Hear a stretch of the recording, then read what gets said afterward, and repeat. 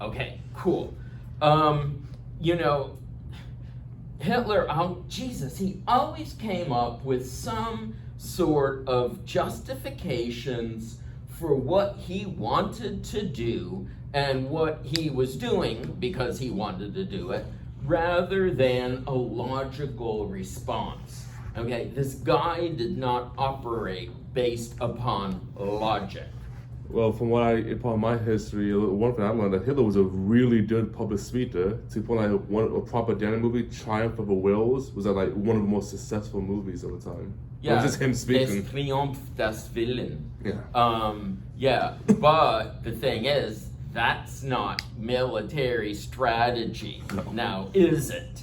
You know, you can be a great public speaker, but you can be a horrible military leader. I'm not sure what people publicly, you know, like the common man, or, you know, or common woman, fine, how they evaluate Hitler's military leadership. I assume they think he was a genius. And I don't really know why they think that necessarily. It probably has more to do with American propaganda than it does anything German. But in fact, Hitler was not. Okay, he had ended World War I as a corporal. Corporals don't study, big operations. All right, corporals study tactics. And by tactics, what I mean is how to cover a guy who's advancing so that he doesn't get shot up because two other people are firing at the same time. All right, that doesn't tell you how to fight a war.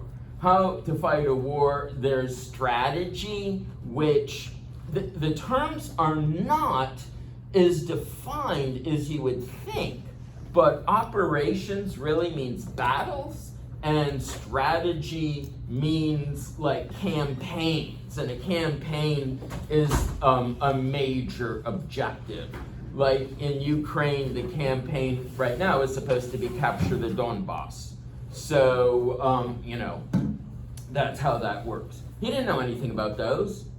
That wasn't the thing he had ever trained on, studied on, anything, and he never did, even when he was a political leader dreaming of military conquest or whatever. Why did Hitler never go ahead and study those things? When he was, when he was a political leader and he had tons of time and spent it wasting monologuing his pals. He could have actually done something useful. Why didn't he do that? I guess he felt whatever limited knowledge he did have in the army, whatever. I guess he thought that was enough. And Yeah, well, about the old Romans and stuff like that, that was enough for him. Yeah, well, it's not even necessarily just the history that he knew, but his brilliance, his genius, and the sense he had that somehow there was I guess you'd have to say God of some sort who was guiding him. Okay, and one thing that makes me think of that, at the end of the war when Roosevelt died, okay, and the war was still going on, Goebbels and Hitler, for a few hours at least, were ecstatic because they said, wow, Roosevelt dead. That's just like how Catherine the Great died and her successor, Paul, dropped out of the war against Frederick the Great, and he won in the end, whereas he almost lost with Catherine. So this is a great, analogy. You wouldn't say that unless you thought that somehow there was some divine help behind all of that, and that God was using that as an analogy. I mean, that is so not how you fight a war. Okay, that's how you project fantasies. And who would help Hitler fight the war is the fact that his top generals were very good. Okay, they had been to military academies. They all had climbed up from private to field marshal. because that was the way you did it in the German army, so you knew at each rank what those guys were facing and what they had to do. It was a brilliant way to develop top officers. Okay, and really, there was, in the end, basically nothing Hitler did that that the generals would not have done, really, to succeed in the war. All right, people will talk about the invasion of France and the Dunkirk and how he thought of that. He did think of it, but, you know, he just lays it out. Hey, why don't we invade here and we'll go up and blah, blah. That's not a military plan. No. Okay, that's meaningless. Okay, the military plan was developed by Erich von Manstein, who eventually was a field marshal, who was a general. He was a fairly low-ranking general, so, you know, maybe his ideas wouldn't have been put in place unless Hitler almost accidentally found out about them. I mean, you come up with a great idea, right? You're a brigadier general, a lieutenant general. These are the low positions. You don't go up to talk to the commander-in-chief. Hey, you want to have lunch? It doesn't work that way. All right, you are not allowed to contact anybody except the person who's above you one step in rank, and it doesn't matter how genius you think you are. And that was the only thing I'm really aware of where, Hitler mainly messed stuff up, okay, like D-Day. He messed stuff up. And he messed stuff up and other things because he had this intuition. Okay, so that's a fundamental thing for you to know for World War II in Europe, is we were so lucky that Hitler was so deluded in his own visions of grandeur, all right? And the other thing is how he racialized that war, okay? Because that's what he did. He racialized the war. He had a set of beliefs, as you know, and his set of beliefs were, he knew that Germans wouldn't fight the Japanese, but in terms of warriors, it was going to be the Germans and Japanese were at the top, okay? And it had to do with racial superiority. Japanese aren't white, so if his thing is based on white, then that was a little complicated, but, they kind of skirted around that discussion, okay? And, down below them, he would have placed, who is still Germanic, he would think, the British. So they probably are pretty good. He did not want to fight a war against Britain. He didn't want to fight a war against France. He was hoping like hell he wouldn't have to. He said to, who knows, Goering knows a lot because he survived the war and was interrogated constantly. But he had nothing interesting from the West. He wanted the East. That's what he wanted, the East. And the West was interfering with his plans for the East. Problem is, if he had gotten the East, okay, and he very well could have, he would have been a superpower, outranking maybe any country in the world. And that's not going to do you any good, okay, even if he doesn't want you right now. What about 10 or 20 years from now? That's a different story. Okay, so, the British, and then who else would be? Basically of the major allies, he didn't think much at all of Americans, so he might have put like the French, then the Americans. He thought the Americans were too lazy, too creature comfort, actually. and too addicted to consumerism to really hold out on a war that was such a devastating total war, okay? You know, kind of at the very bottom of Aryan people, I guess, would be like the Italians. You didn't, you know, those were almost clownish in how bad they were under their own leadership. Okay, Italians fought under Rommel and they did really quite well, but you know, here we go. Here's his thing. And then below that, the Italians, that's the, you know, the non-Aryans. How do I put that lower than that?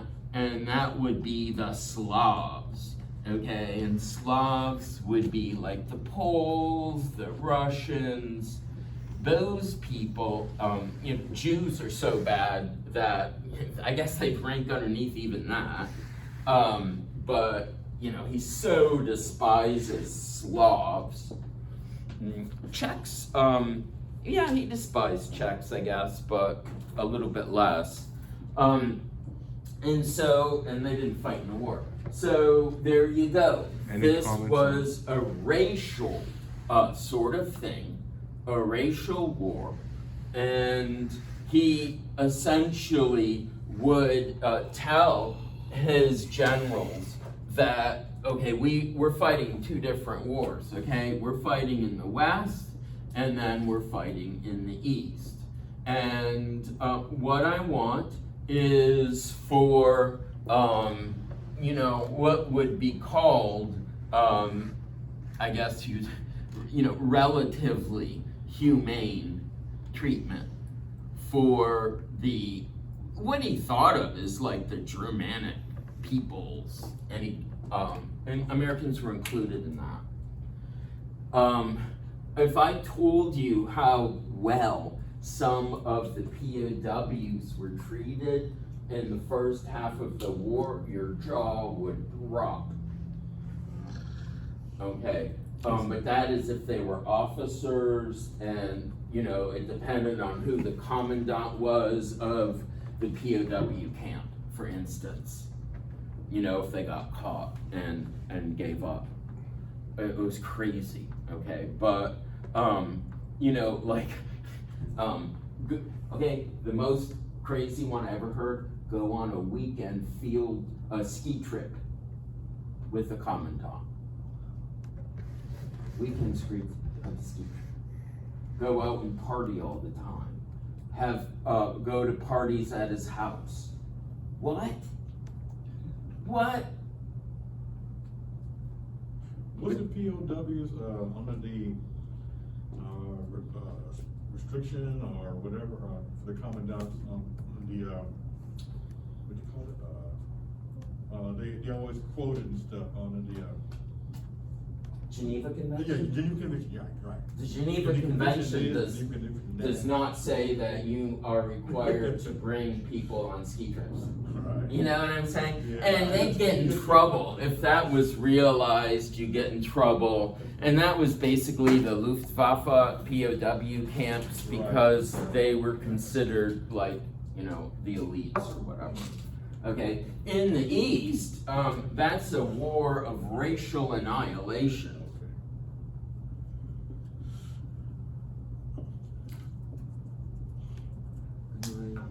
I don't know how to spell that.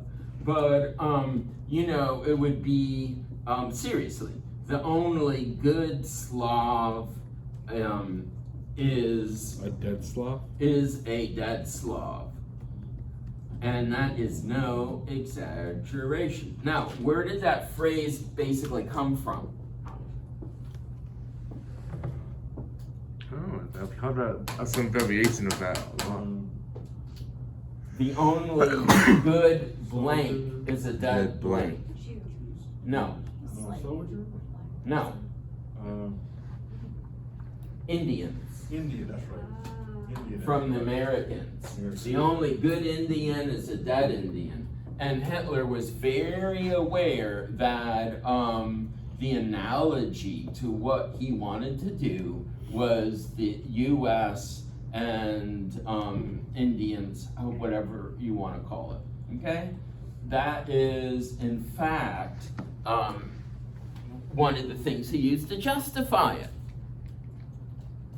And there was so much, it's very interesting how the Germans, like during the leadership trials right after the war, or not even during and before the war, I guess, depending on the situation, how the Germans could throw in our face things we had done or were doing, parallel to what they had done or were doing, that we said were war crimes. Okay, that one came up. It's the Nuremberg trials. Have you ever heard of the Nuremberg trials? Right. Yes. And you've got the prosecutors and stuff. Goering probably did more than anybody else to trash the U.S. using these analogies. He was a smart guy, and he didn't really need a lawyer. Okay. What about treatment of Jews? What could Goering or whoever say? Well, you Americans, when you criticize the way we treat Jews.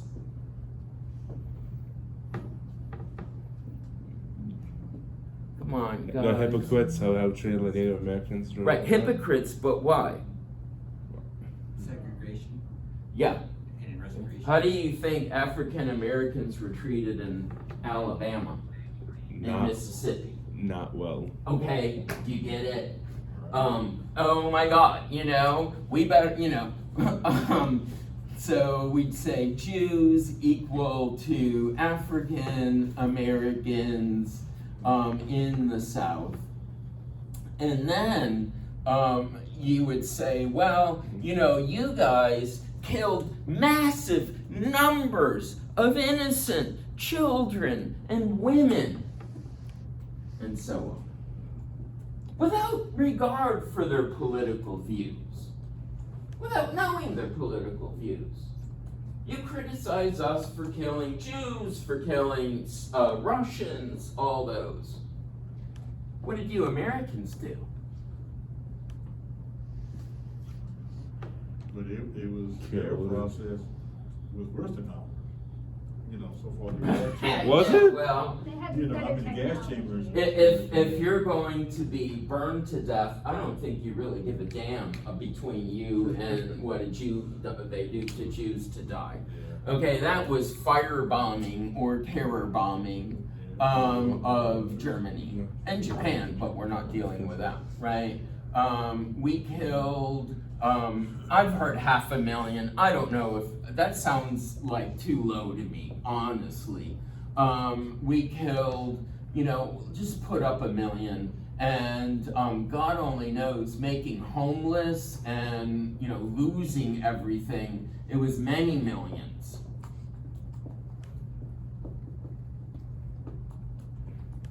And you know what? I don't know if I can necessarily think of something else, probably could. If you say, you killed some of our POWs that surrendered, it's like, give me a break. Okay, it was a contest between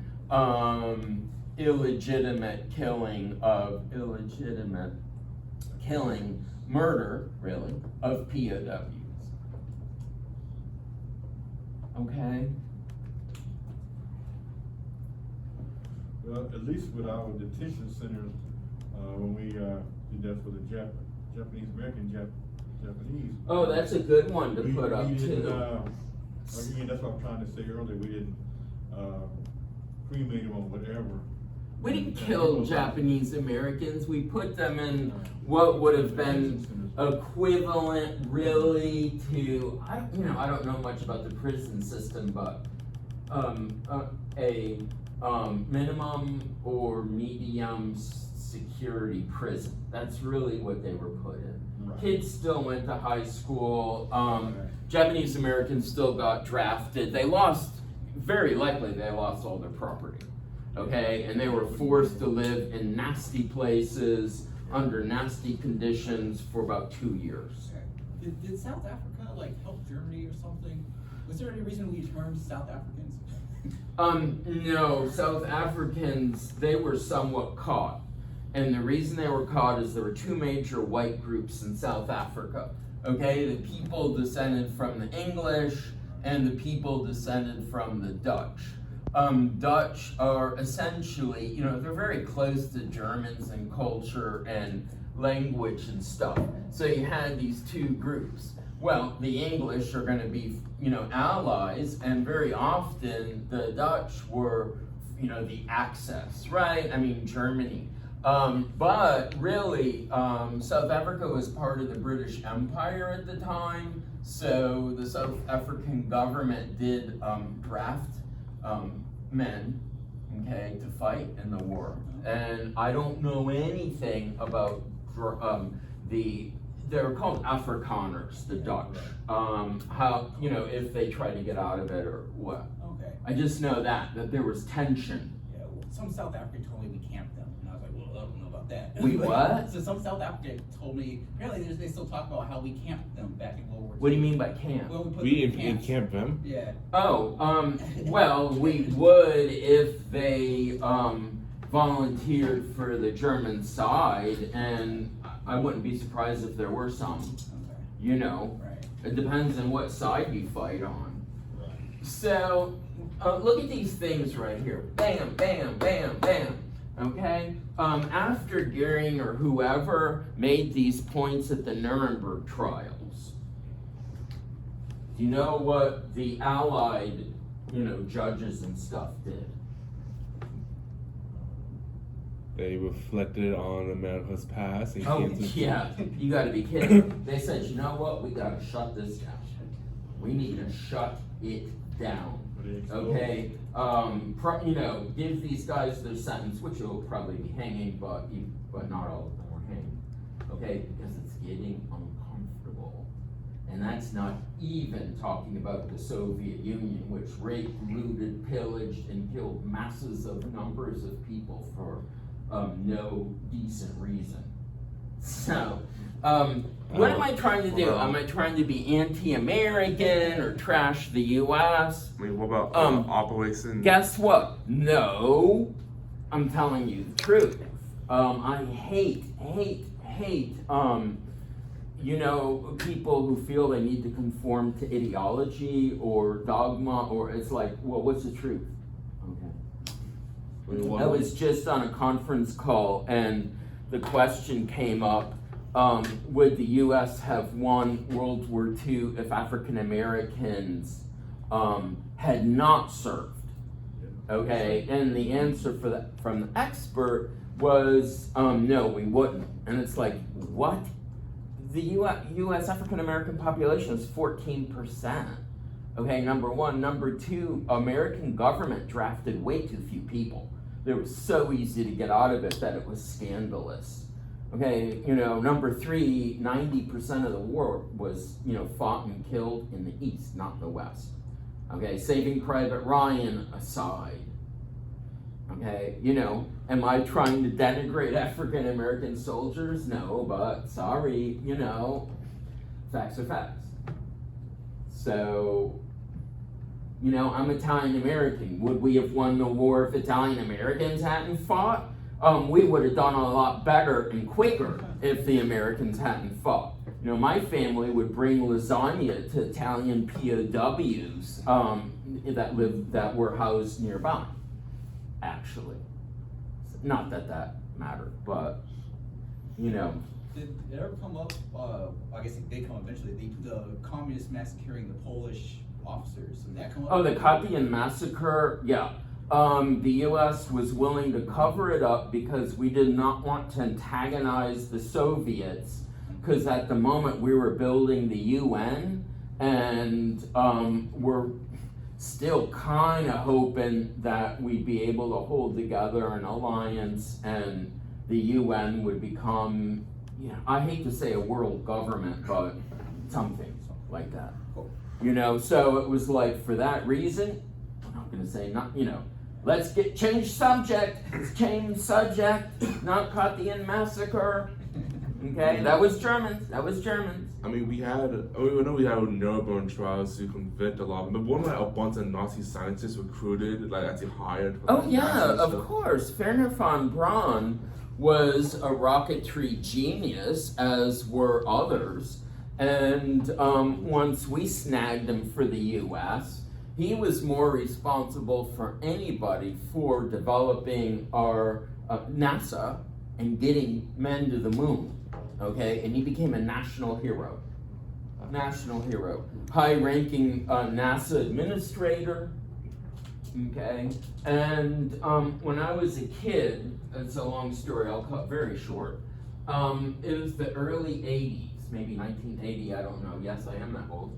I went to the museum that was at the NASA facility in Huntsville, Alabama. Okay, which is where the rocketry program was. So they had a museum there. And they had a big, display, obviously, exhibition about Werner von Braun. All right.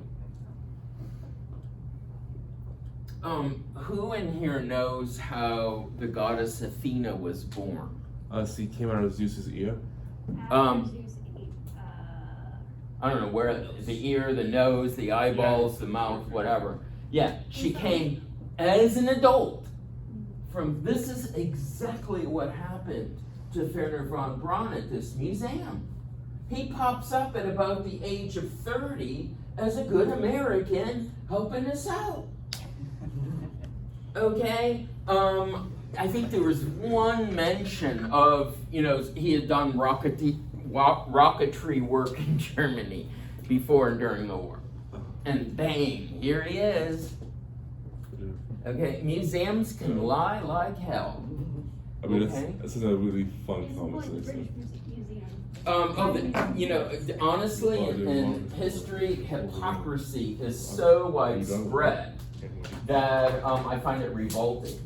That, the lies that are told for, I don't know, political or whatever reasons are just so rife in our profession. But hopefully you won't do that. If you go against the accepted, interpretation or theory because that's where the evidence led you, too bad. That's what you found. Okay, that's the closest we can come to the truth. If people don't like it, ask blank blank W them. What am I supposed to say? Okay. I think it is changing the field of. Yeah, it's getting worse. Well, I thought it was kind of changing for the better. People want to know, as you say, wipe their record, make it be cleaner than dirtier. Oh, tell the truth. Yeah. Now, Yeah. because more things are being exposed. Yeah. It's like, yeah, we were taught this or theory of this, but now we come to some new evidence and we want to correct it. So it's more of a. Yeah, but it always seems to point in the same ideological direction. Okay, like the little conference I was at this morning. It's like, there's a thing you are supposed to say, and it's like, what the truth of the matter is irrelevant, and it's complained about like massively right now in academia, massively. But whatever. Okay, there we go. What advantage did the Germans have in World War II, really? Okay, what they had is great leadership. Okay, great organization. Support of the people. Well, I mean, just in terms of great training, in terms of just the war in and of itself, and great organization would include stuff like logistics, and logistics is what I'm thinking. So this is German advantage, or Uh-huh. German, yeah. just to make sure I heard. Uh-huh.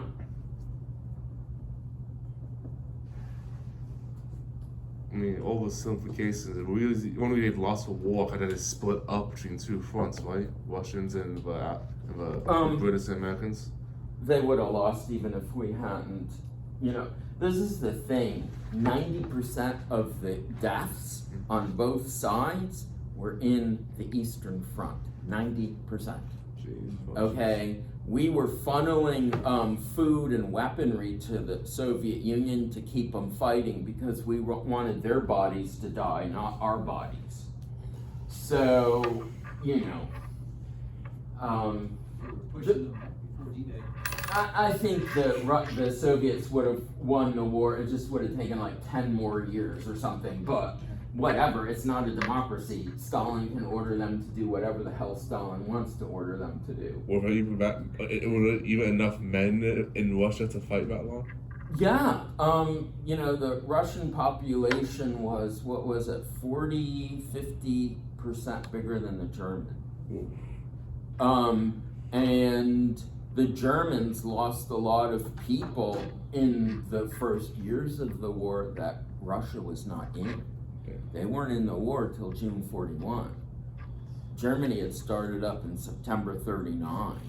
So they had already lost a lot of manpower, okay? Okay, so, right. It's such a shame to sit here and say, oh, you know, racial war, annihilation. You know, and you just read that and go over that, and you don't really imagine how 2 million Russian POWs were deliberately starved to death, and what that really means, and exposed to, you know, heat and cold and stuff, and the horror that people experienced is mind-numbing. I think that probably is why we can't really absorb it very well. Luckily, I guess, right? All right, so let's see, I'm telling you, what year, okay, and that's not Hitler, by the way.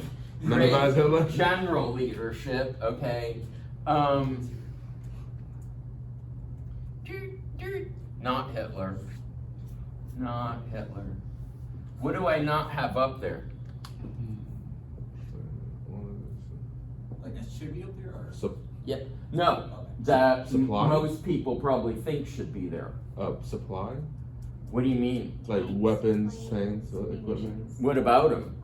They didn't have enough? No, they had more than they could actually use. Oh, so not enough men? Well, no, I mean, when you hear about Germany almost won the war, you know, why, what do people think of? Strategy? No, the tanks. They think of the weaponry, and they think the weaponry was superior. Basically, it wasn't.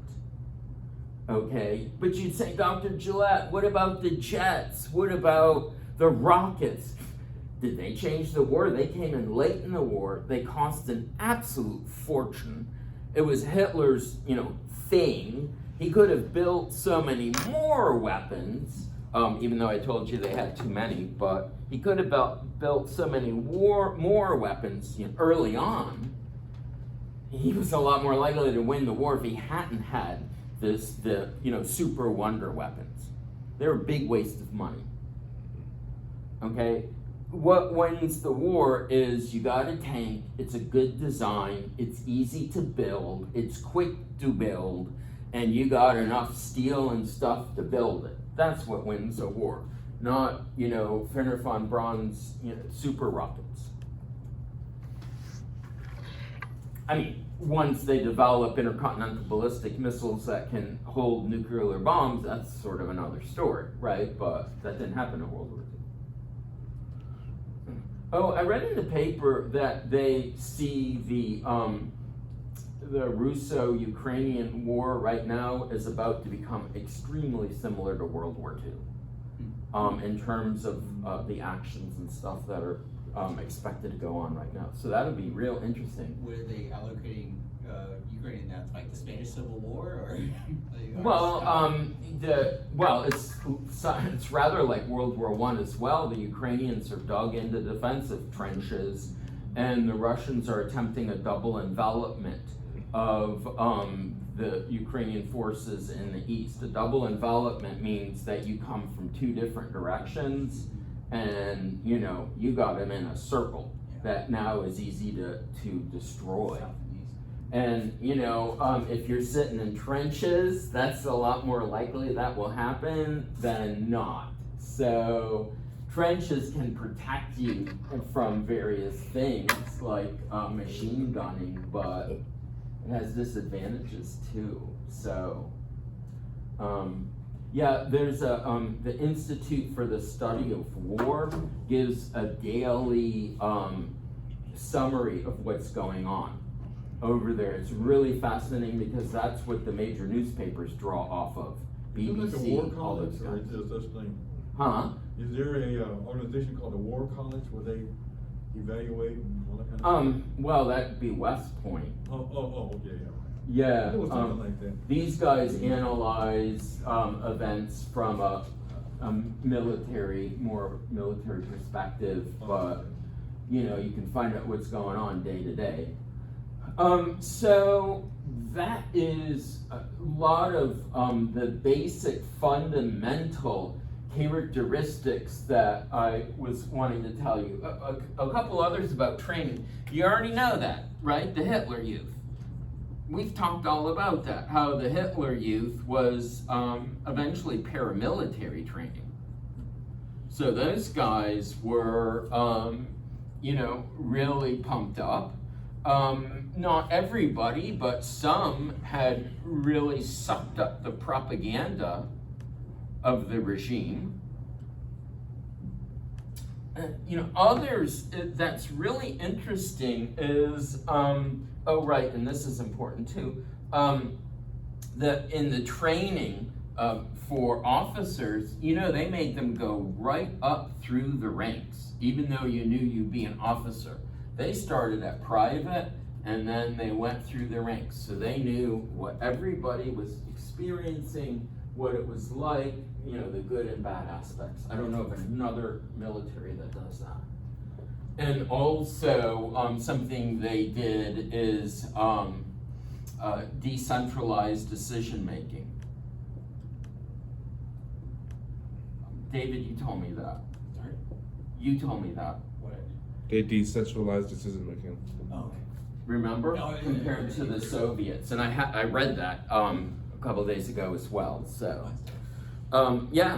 there you go. So, I can and will talk about a few major battles or developments because you can't skip them, really.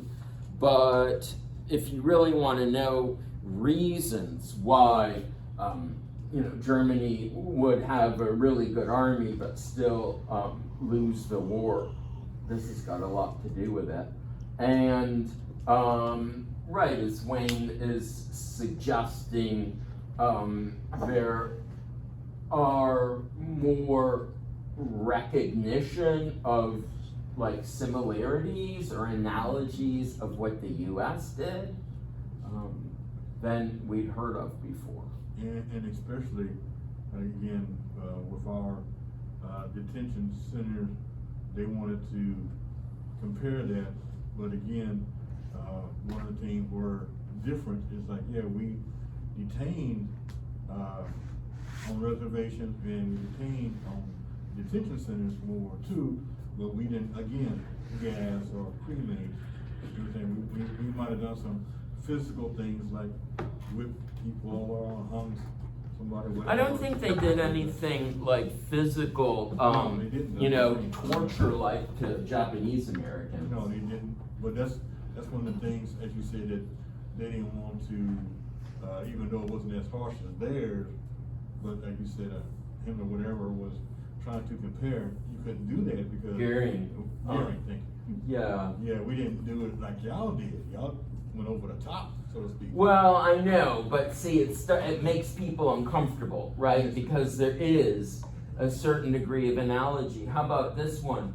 in the South, it's known that there was leniency towards German POWs as well. I mean, you know, I don't know what year, what time, who, what exactly place. But there were instances in which they let the Germans off for the day to go, you know, and they had to come back at night. And there were Germans that went to restaurants that they wouldn't allow black people to go in because of segregation. So, you know, enemy POWs could go to restaurants that Americans couldn't go to. I mean, obviously Japanese as well, but yeah, so, yeah, there's some interesting stuff. If you're interested in African American soldiers in World War II, that Alex Bielakowski just published a book on that. That's his expertise, actually. Yeah. And he was talking about that, and that's when we had the little debate. So anyway, let's see. Yeah, right. So, you know, how does the war develop? Let's quickly do that. Okay, when Hitler invades Poland, I'm going to pull up map, okay? They were very brave and fought very hard, but their modern weaponry was like 1/10 of Germany's modern weaponry. Okay, they had almost as many soldiers, but about 1/10 the modern weaponry.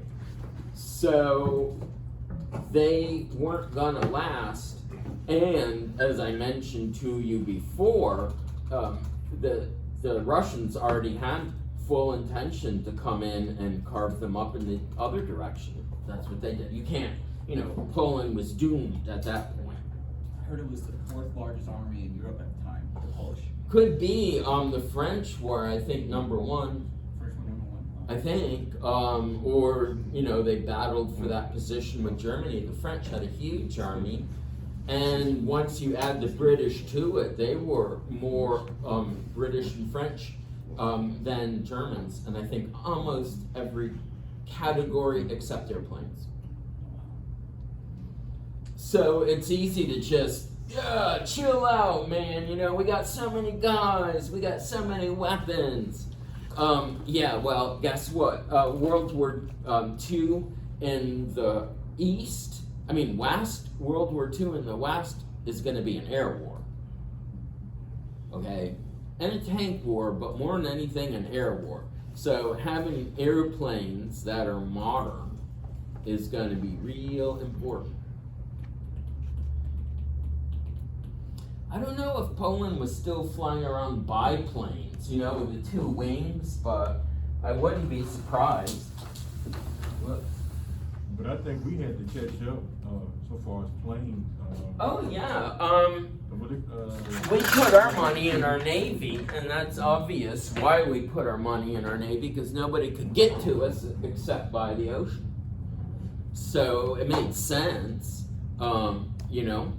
We weren't worried that Mexico was going to invade us, or Canada.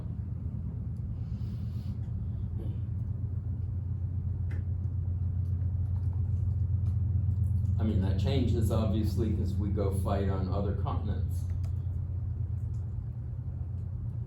I was at another conference last week, and somebody said, you know, the military budget in the U.S. is way overblown.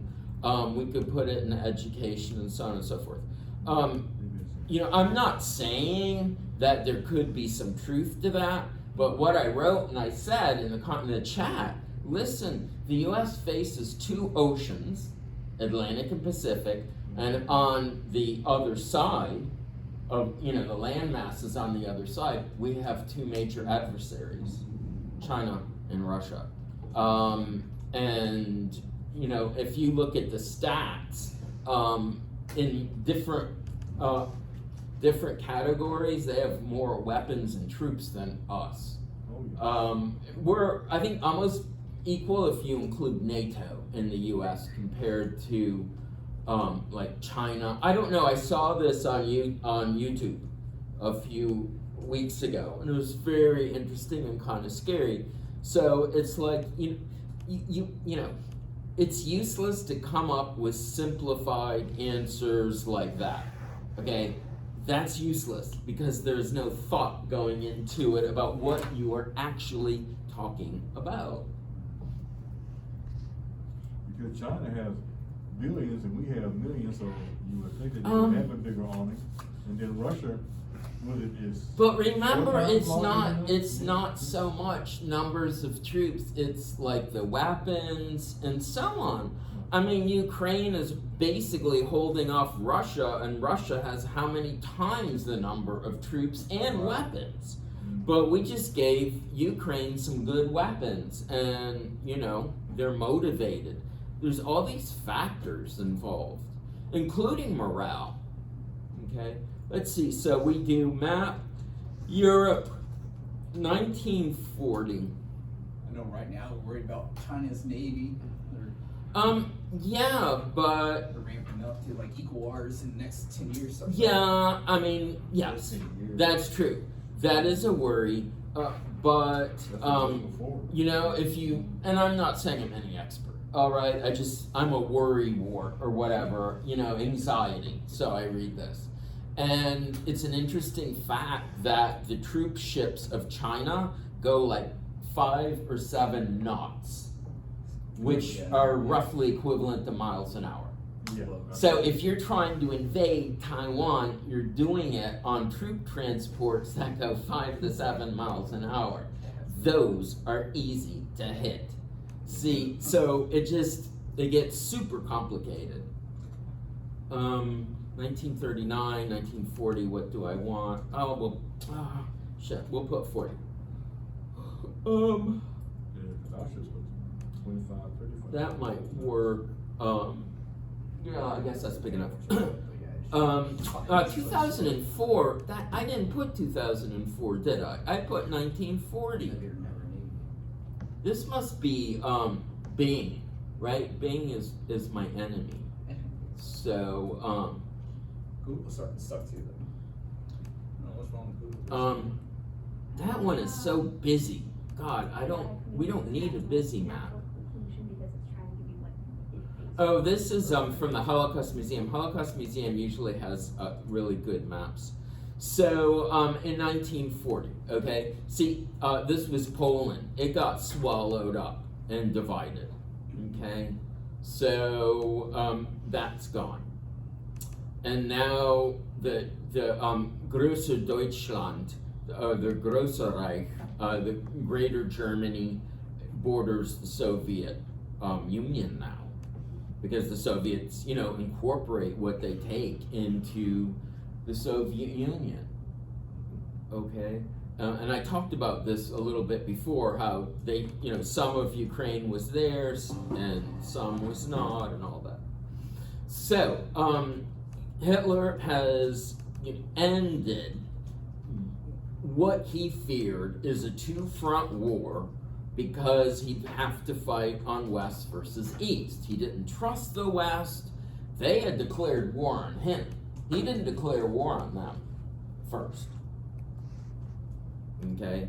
So you've got that border there. And then, so Hitler's going to say, now that my border is secure, then I can go and knock out the West and therefore, you know, shut them down. Okay? And as I was telling you, how he was going to do that at first, it wasn't clear. Basically, at first, they thought they'd have to use the old World War I plan, which didn't work that great the first time. But the question was, can you think up anything better? Okay? And like I say, you know, Hitler had a very rough idea and another general had the plans, and that was invade down here. Okay? Why is that important? That's important because along here is an extremely strong defensive line. I don't know if I mentioned it before, the Maginot Line. Okay, you're not going to be able to get through that. So the Germans say, well, we can't get through that. They're expecting us up here, but that's not a great place to be. Now, what's here? Okay, what's there is called the Ardennes Forest. Okay, the Ardennes Forest. And it is mountainous, sort of. And that was the key of it. It had lots of trees because it was a forest, and it was mountainous. Ardennes Forest. There was no man-made barrier there. The French had not been able to extend their defenses up that far. Okay? So, what the situation is that we get is, well, like, take a look at it. It's got mountains. Tanks can't get over mountains. Trucks can't get over mountains. I've been there. I've seen it.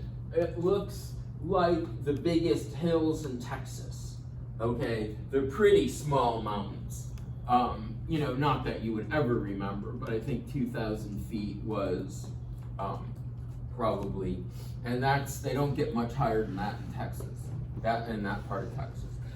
The other forest, dense woods. And I guess it was known by the Germans that the French, testing their own vulnerabilities, I think it was around 1937, had experimented with this and tried to get tanks through the region, and they weren't able to. So they said, we got nothing to worry about. The Germans can't get tanks through that. Because we can't get tanks through that. Right here. Now, what year am I saying they do? 1937. No, that's when they don't. The French don't. Well, I'm assuming you knew it, but the Germans will get through it. 1940. Okay. What do you see sort of like differences here that are notable? Time allows for technology to advance. Absolutely. You should have been trying it as the tanks got better, because the Germans were able to get through it. They've been testing in similar regions. Okay, and it also will be incredible traffic logistics, but they were really good at that too. What also kind of helped them out was with the weather, the falls or whatever it was, besides the forest. The what? The falls, right? Doing the Ardennes campaign. The fall? The A fall, fall. the weather. Oh no, that's no, Oh, there wasn't that. What was it? It was one. You're thinking of the Battle of the Bulge, which Bulge, was okay, winter. I'm sorry. This isn't winter. This is summer. I'm sorry. Was Battle Bulge also the Ardennes, or is that? Is what? Wait, was Battle of the Bulge also the Ardennes Yes. Forest? Oh, it's so funny. Yeah, The same Uh-huh. place. Well, They again, were doing the Hitler same thought one, if yeah, it sorry. worked once, Yeah. you know, it's kind of We like, did, that's the thing. it might work again. It did. Yeah. Well, We got our notes you and know, shit. It was something like that. they didn't have the Maritime. strength anymore to get even close to their goal. They couldn't even get to their like halfway mark Oh, okay. in Battle of the Bulge. Wow, I knew it was something because yeah. Yeah, But so, the weather, yeah. and in terms of logistics, I mean, one of the problems in a mountainous forest is there's not many roads, all right? And the tanks can knock down trees. You know, I don't know, I should look it up, but sometimes it's so hard to find out. If the tanks were going on the roads and then getting off the roads to, I don't It was a know, narrow knock road. down trees. I don't see how you could knock down tree after tree. It But, was a narrow road, Professor. It came down at first and then yeah, it was one little. I'm sure. you know, that the roads were narrow, they weren't big roads. That was one thing that convinced the Allies. You don't have to worry about it. And look, man, it's not just tanks. You have to have all of these trucks get through. You gotta have troops and supplies, and they need to go as fast as the tanks. The thing is, the order was given out when this happened. These vehicles were very close to each other, okay, to get them through. And the order was, if your vehicle died, broke down or whatever, you get that thing instantly off that road, and if you do not, you will be shot. So that gives you one hell of an incentive to keep the traffic going.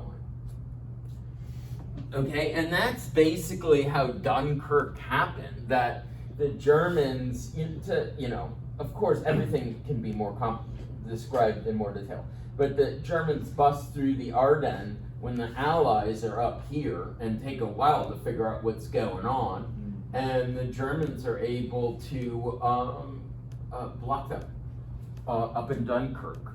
They squeeze them. And this was one of the most brilliant military victories in history.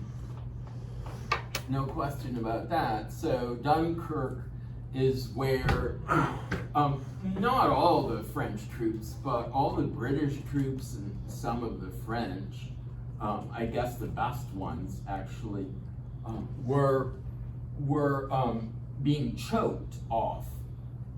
Okay, and they couldn't get out of the trap. The only way to get out is to get out of the trap is to get out of the place. Right.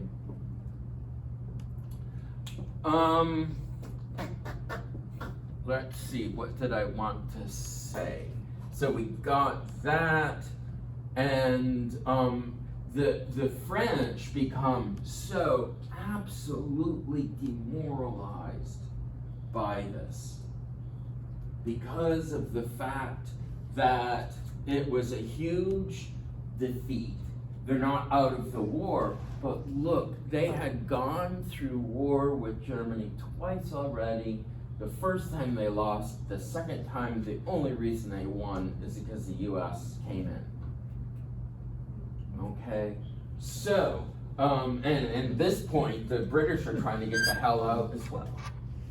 So the French were like, look at the situation, and the German population has grown so much since they're now 40% more populous than us. We're not going to win. So what we need to do is come up not with a peace treaty, but with an armistice. The conditions to stop fighting as soon as we can. Okay, and the democratic government turned the country over to a dictator. It's like, let you deal with it, we're out of here.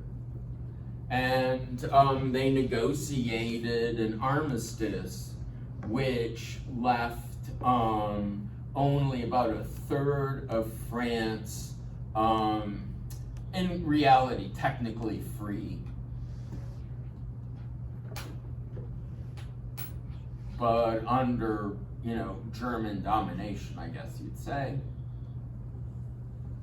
What a disaster for the Allies. It allows, for instance, the Germans to put their U-boats way out here, way into the Atlantic in clear water. That's going to make it really easy for them to launch U-boat attacks against American supply ships, for instance. Okay, and the other thing is, of course, the British are desperately trying to get guys the hell out of here and to Britain, because Britain had no more army. It had no more army, and basically it had no more weapons. It did have planes. But it was thought for a couple months, this is the summer of 1940, that they were doomed. Doomed. Everybody pretty much in the world thought that they were doomed. Even Churchill thought that they were doomed. Okay, I'm debating if I should show you next time my favorite film clip, which is a dramatization, but word for word, of the Churchill and the British cabinet trying to figure out what to do at that point, during Dunkirk.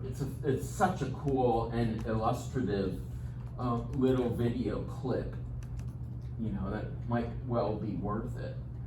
But, so, yeah, everybody thought that Britain was finished and the Germans would land in Britain by narrow control of a few sea lanes to ship the guys and paratroopers. Okay. It turned out that the most best thing the British had besides ships was airplanes. And that's what saved them, was the Royal Air Force, okay, who were able to block any attempts for any ships to make it over there and land troops. The Germans never tried because they knew it. And they weren't able to destroy the RAF. If you've seen the movie Dunkirk, that has become the classic movie of this situation, and it's quite dramatic. But even Churchill thought they were doomed. As is obvious from some of the speeches he gave. He's like, I'm not going to lie to people. We might not make it. And, I guess it was controversial, but what it really did, I guess, is strengthen or steel people, because they're actually learning that their families and homes and life are at stake. So it worked. So that's phase one of the war, is going to be that Germany conquers France, but they were not able to get a hold of Britain because of the Royal Air Force.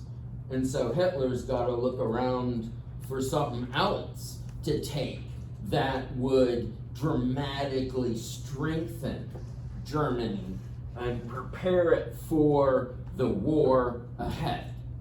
And you know what that's going to be. That's going to be the Soviet Union, right? Which he just wants to annihilate them anyway and settle Germans there, make it a Germanic land. And again, just like the U.S. did with the Indians in, long ago.